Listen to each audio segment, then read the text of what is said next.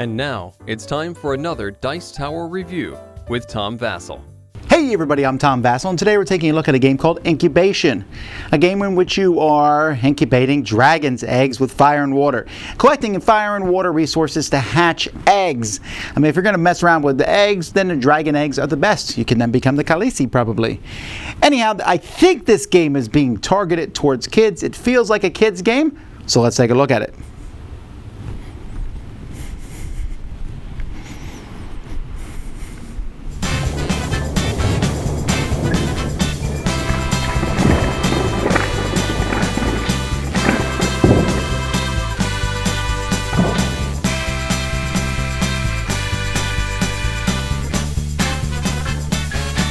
You're going to put a bunch of objective cards randomly around the board, depending on the number of players, as well as 3 decks of egg cards. There's a big deck of egg cards, and you'll split it and put it out there in front of the players. Each player is going to pick one of these egg cards and put it in front of them. There's also the spinning wheel. And there's these different dragons with treasure chests. So you'll see there's a fire, so I put a fire here, a water, I put a water in his treasure chest, and a coin, I'll put a coin in his treasure chest. On your turn, you're going to roll these 2 dice. You may re-roll or one or both dice one time. Then when you're done, you're going to take things according to what you've gotten. So if you roll this, you get a coin. If you roll this, you get a water token. If you roll this, you get a fire token. If you roll 2 of the same of one of those 3, you'll get 3. So this would give me 3 fire tokens. You can only take fire tokens for what you have, so I only have room for 1 fire token. But instead of using a die to take tokens, you can use a die to take another egg. So let's say I had this egg also, and I rolled 3 fire tokens, then I could put 1 here and the other 2 here. If you roll excess, then you'll put them somewhere here on the board. Now, if you roll a single treasure chest, you're going to rotate this 1 space and drop a token of each one in the treasure chests here. If a player rolls double chests on their turn, then you can pick 1 spot here on the board and take everything from that spot. This is going to keep going. If at the end of a turn a player completes an objective card, so this means I need to have finished 4 dragons and have 10 coins. If I do that, I get to take this card, which is worth 5 more coins. Once you complete an egg, you'll turn it over to show the dragon that the egg is, and at the end of the game you'll get that many coins. There are a couple dragons which are more expensive, and when you turn them over, they are a wild dragon for purposes of objectives, and there are some cards that when you turn them over get you nothing extra. They don't count as a dragon at all, but when you complete them, you can pick 1 treasure chest and take everything in that treasure chest. The game ends when all the objective cards are gone, or when 2 of the piles of eggs are gone. In that case, you'll take all the point cards that you've completed over the game, add these to the amount of money that you've collected over the course of the game, and whoever has the most points is the winner. The components for this game are fine. We got money and water and fire. Here's the first player token. The dice are okay. They're yellow dice. I don't know why they didn't want to have colored dice that showed like fire and water. The colors of those I think would have done better, but the dice are fine.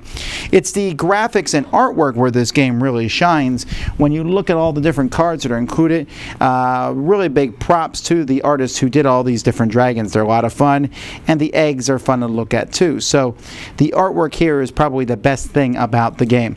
The weirdest thing about the game is this board here. So it's a circular board, but it folds up like this. I don't know. That just is really strange. I mean, it fits in the box perfectly. It's just a really weird way to fold a board. And then, of course, you'll have to bend it backwards when you put it down so it lays flat. This has a hole in it so you can circle this. Components are fine. As I said at the beginning, I really feel like this game is geared towards kids. It says 8 and higher on here. For adults, this game isn't going to work at all. So let's take a look for kids. The core conceit of the game is rolling dice and collecting resources, and you need fire and water and money. Okay, I get that. Those are resources that you are trying to collect. You're going to use those to, finish off your dragons. This is a concept we see in a lot of games. What doesn't work in this particular one is that there's two problems. One, you're always going to have an excess of resources that you don't know what to do with. You can use those to get more eggs, but it never feels like you have any kind of problem. You're stuck with whatever you roll on the dice. You can re-roll it, but you're stuck with that roll. There's no real Yahtzee. You get one re-roll. Meanwhile, the resources in the middle are piling up. That seems like an exciting thing. When you roll a double treasure chest, which is 1 out of 36 chance, but with the possibility of a re-roll, is down lower because if you roll one chest, you can re-roll the die. So I don't know all the different odds on that, but it's slightly higher. Let's say it's somewhere around 1 out of 5, maybe, I guess, or 6. So that's jackpot. You get that. Woo. Well, that's an exciting thing, except that you get all that stuff and then you can't really put it anywhere. Coins are great, and in fact, you couldn't just play the game and just collect a lot of coins and do fairly well at it. But you get all these resources. You can finish the dragons, or I get jackpot, so I want this water, but then there's all this fire. I can't even use it, so I put it back on the board, and this game just has no hook to it. The hook is like, that circle in the middle is slowly adding stuff to the table, and then when you get jackpot, you can complete your dragons, sort of, kind of, and it doesn't really pay off. So the kids I played this with found it just to be boring, and so did the adults. You kind of rolled dice and saw what happened, and it was like, oh, someone finally finished? Well, that's game over. And there was a distinct lack of excitement in this game. Artwork and the idea of the game were fine, but because you couldn't store stuff, because you had to fill dragons up right away, put the rest in the middle to get a jackpot back, which you had to basically felt like you're paying taxes to the government for winning the lottery, back to the middle and maybe get it again. It just was over and over and over and over until the game was finally over. A game should not feel drab to play, but this one did. That's Incubation. Dice Tower Judgment, unfortunately, boring.